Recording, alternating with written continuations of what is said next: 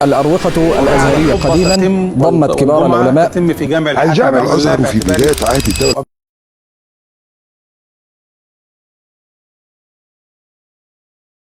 Al-Azhar merupakan gabungan dari dua hal yang tidak bisa terpisahkan, yaitu jami'an, yaitu masjid, dan juga jami'atan, yaitu universitas. Al-Azhar pada awal mulanya hanyalah sebuah masjid. Al-Azhar dibangun pada abad ke-10 oleh dinasti Fatimiyah, yaitu oleh seorang panglima perang dari dinasti Fatimiyah yang bernama Jauhar As-Siqilli. Beliau membangun Al-Azhar pada tahun 970 Masehi dan selesai pembangunannya pada tahun 972 Masehi. Pada awal mulanya Al-Azhar dibangun dengan dua tujuan. Yang pertama adalah untuk tempat beribadah dan juga tempat untuk menimba ilmu. Hanya saja pada awal mulanya di Al-Azhar yang dipelajari dan diajarkan adalah keilmuan dengan corak mazhab Syiah. Alasannya dikarenakan dinasti Fatimiyah yang saat itu memimpin Mesir memang menganut ajaran mazhab Syiah. Sehingga ajaran yang dipelajari di Al-Azhar adalah dengan cara Syiah. Demikian pada abad ke-10 Masehi, kemudian abad 11 juga, sampai datanglah kemudian abad ke-12 Sultan Salahuddin Al-Ayyubi. Beliau datang menggantikan dinasti Fatimiyah sebagai pemimpin di bumi Mesir. Beliau pada saat itu memutuskan untuk menutup Al-Azhar sementara guna mencegah dan juga menghentikan ajaran mazhab Syiah yang ada di Mesir. Sampai kemudian pada abad ke-13 Al-Azhar kembali dibuka untuk tempat menimba ilmu oleh dinasti Mamalik. Dan di sana Al-Azhar kembali dengan wajah yang baru. Bukan lagi dengan wajah Syiah, melainkan Al-Azhar kembali dengan wajah Sunni. Dengan membawa akidah Ahlus Sunnah wal Jamaah, ajaran fikih dengan 4 mazhab, mazhab Abi Hanifah, mazhab Imam Malik, mazhab Imam Syafi'i, dan juga mazhab Imam Ahmad. Keempat mazhab dibawa beserta dengan ajaran tasawuf. Al-Azhar kembali sebagai penerang cahaya bagi umat muslim sedunia yang nantinya akan menjadi tempat menimba para ulama dunia yang datang dari berbagai daerah. Kita kenal ada Al-Hafidh Ibnu Hajar Al-Asqalani, ada Syekhul Islam Zakaria Al-Ansari, ada Al-Hafidh As-Suyuti, Al-Hafidh As-Sakhawi, Al-Imam Al-Bajuri, Al-Imam Syarqawi. Nama-nama besar dari ulama dunia yang menjadi pembesar-pembesar keilmuan di seluruh dunia yang mereka pernah belajar atau mengajar di Masjid Al-Azhar.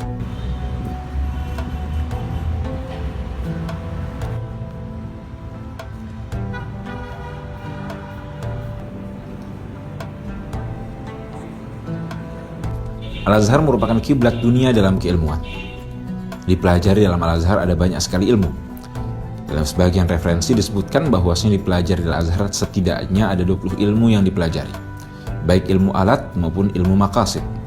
Ilmu alat seperti ilmu nahwu, ilmu sarf, ilmu balaghah, ilmu wada', ilmu arud, wal qawafiyah, dan juga ilmu mantiq, ilmu al-hikmah, ilmu al-maqulat, adab al-bahth wal munadharah. Demikian juga ilmu-ilmu maqasid seperti ilmu fiqih, demikian juga ilmu tafsir, ilmu hadis, dan tentunya tidak lupa juga ilmu usul fiqih dan juga ilmu-ilmu lainnya yang dipelajari. Itu semua dipelajari sampai sekarang di Al-Azhar. Dan karakteristik dari Al-Azhar, di sini kita bicara Masjid Al-Azhar, Jami Al-Azhar.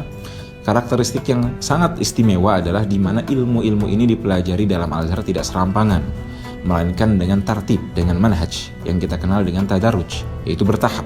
Mula-mula belajar dari mustawa mubtadi dahulu, kemudian mustawa mutawassit, kemudian di akhir dengan mustawa muntahi. Ambil contoh misalkan seperti nahwu, dipelajari di Al-Azhar dari mulai Ajurumiyah, kemudian Qatrun Nada beserta syarahnya, Syudhurud Dhahab, Alfiyah Ibnu Malik beserta syarah-syarahnya juga, dan sampai kepada sama terakhir dalam ilmu nahwu, yaitu Kitabus Sibawayh. Sampai sekarang kitab Sibawayh diajarkan di Masjid Al-Azhar. Bahkan ada memang sekarang jadwalnya seminggu 1 kali diajari di Masjid Al-Azhar. Demikian ilmu balaghah dipelajari dari Durusul Balaghah, Talkhisul Miftah Al-Khatib Al-Qazwini. Demikian juga Asrarul Balaghah dan juga Dalailul Ijaz, 2 kitab besar karya Abdul Qahir Al-Jurjani rahimahullah. Demikian juga dalam ilmu-ilmu lainnya, termasuk fikih. Diajarkan di Al-Azhar bukan sekedar fikih, akan tapi fikih 4 mazhab. Dan jangan dianggap fikih 4 mazhab ini satu majlis al-fiqhu alal madzahibil arba'ah, tidak. Melainkan masing-masing mazhab punya majlis tersendiri. Ada majelis mazhab Hanafi, mazhab Maliki, mazhab Syafi'i, mazhab Hambali, semuanya ada. Di antaranya seperti mazhab Syafi'i dipelajari Fathul Qarib, kemudian Al-Iqna', Tuhfatul Tullab, Fathul Wahhab, dan termasuk Syarah Mahalli ala Minhajut Talibin. Buku-buku ini sampai sekarang masih dikaji, masih dipelajari bersama kibar masyayikh di Al-Azhar. Karena alhamdulillah di antara keistimewaan dan kenikmatan yang kita dapatkan di Al-Azhar adalah masyayikh yang mengajarkan di sini adalah masyayikh kibar, masyayikh senior, Sebagaimana disebutkan dalam sebuah maqalah, al-barakatu ma'al kibar. Contohnya misalkan dalam hadis ada Syekhul Muhaddithin, yaitu Fadilatul Ustadz Dr. Ahmad Ma'bad Abdul Karim. Dalam tafsir ada guru besar tafsir Syekh Abdul Fattah Al-Iwari. Dalam ilmu kalam ada Syekh Hasan Asy-Syafi'i, Syekhul Mutakallimin, yang beliau juga menjabat sebagai Rais Majma' Al-Lughah Al-Arabiyah di Kairo ini. Juga fikih, masyaikh 4 madhab semuanya ada. Ada Syekhul Hanafiyah, Syekh Muhammad Jamaluddin Hashim. Ada Syekh Al-Malikiyah, almarhum Syekh Ahmad Ali Taha Rayyan. Ada Syekhul Syafi'iyah, Maulana wa Syekhuna Syekh Abdul Aziz Asy-Syahawi Al-Husaini hafizahullah. Juga ada Syekhul Hanabilah yang mungkin dianggap jarang masih dipelajari mazhab Hambali. Ada Syekhuna Muhammad As-Sayyid Al-Hambali hafizahullah yang mengajarkan buku-buku usul fikih dan juga fikih Hambali di Al-Azhar sampai sekarang. Masyaikh yang kita dapatkan mereka ulama kibar yang mengajarkan di Al-Azhar, Syekhul Balaghin, Syekh Muhammad Abu Musa, nama-nama yang terkenal di seantero dunia yang kita kenal sekarang sebagai pembesar-pembesar keilmuan, mereka semua kalian bisa dapatkan dalam satu tempat, yaitu di Masjid Al-Azhar. Kalian akan dapatkan semuanya bertemu di sana, mengajar di sana, hanya dalam satu tempat.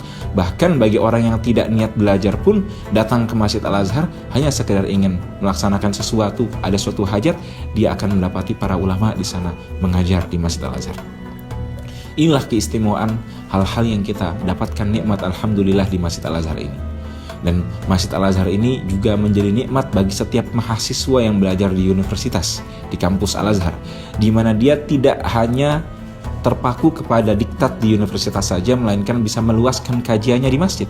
Maka jangan heran bagi kita dapatkan ada seorang pelajar fakultas syariah tapi dia juga pakar nahwu, dia pakar saraf, dia pakar tafsir, dia pakar hadis. Jangan heran ketika mendapatkan seorang fakultas usuluddin hadis, dia pakar juga dalam fikih. Demikian orang yang dia fakultasnya lughah, dia pakar dalam akidah, pakar dalam tafsir, pakar dalam fikih. Karena dalam Al-Azhar al-ilmu rahimun baina ahli. Tidak ada takhasus yang mencegah seorang mempelajari ilmu. Semuanya akan dipelajari di Al-Azhar, bisa didapati di Al-Azhar. Ilmu qiraat, ilmu tafsir, ilmu hadis, ilmu fikih. Sehingga Al-Azhar betul-betul sebagaimana disebutkan oleh sebagian ulama, "Lau kanat al-Ka'bah fi Makkah al-Mukarramah qiblatal muslimina fil ibadah, fal Azharus Syarif qiblatul muslimina fil ilm." Wallahu a'lam.